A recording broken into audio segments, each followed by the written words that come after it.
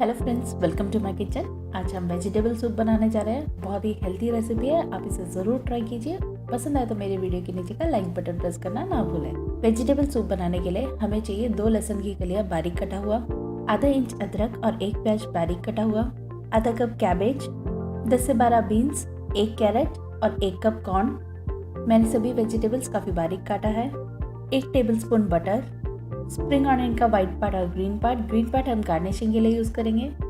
4 cup पानी, आधी छोटी चम्मच काली मिर्च पाउडर, 1 छोटी चम्मच सोया सॉस, 1 बड़ा चम्मच कॉर्नफ्लोर और नमक स्वाद अनुसार। तो चलिए शुरू करते हैं।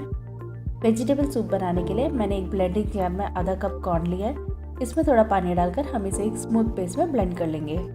ऐसे करने से सूप की कंसिस्टेंसी थोड़ा थिक रहता है। मैंने फाइन पेस्ट में ग्राइंड कर लिया है। अब सूप बनाना शुरू करते हैं। वेजिटेबल सूप बनाने के लिए मैंने मीडियम फ्लेम पे एक पैन रखा है। पैन के हल्का गर्म होते ही इसमें 1 बड़ा चम्मच बटर डालें।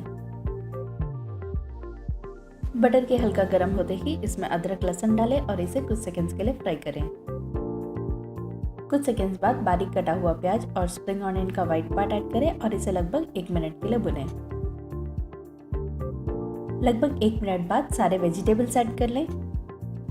मैंने कॉर्न, बीन्स, कैरेट और कैबेज यूज़ किया है। इस सूप में आप और भी वेजिटेबल यूज़ कर सकते हैं, जैसे मशरूम, कैप्सिकम, इवन स्प्राउट्स भी यूज़ कर सकते हैं। इसे मिक्स कर लें। स्वाद अनुसार नमक ऐड करें। इसे मिक्स कर लें और ग्राइंड किया हुआ कॉर्न ऐड कर लें और इसे भी ढंग से मिक्स कर लें। पैन का लिड बंद करें और इसे कुक करें।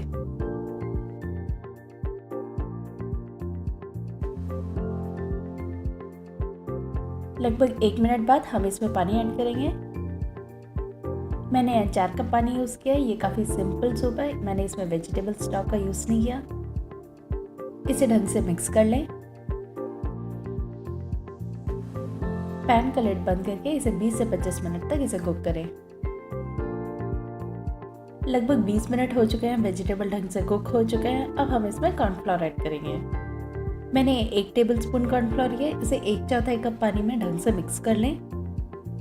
ध्यान रहे इसमें बिल्कुल लम्प्स ना हो। अब इस कॉर्नफ्लोर को हल्का सा मिक्स करके सूप में ऐड कर लें। इसे ढंग से मिक्स कर लें। पैन का लिड बंद करें। 5 मिनट और इसे कुक करें।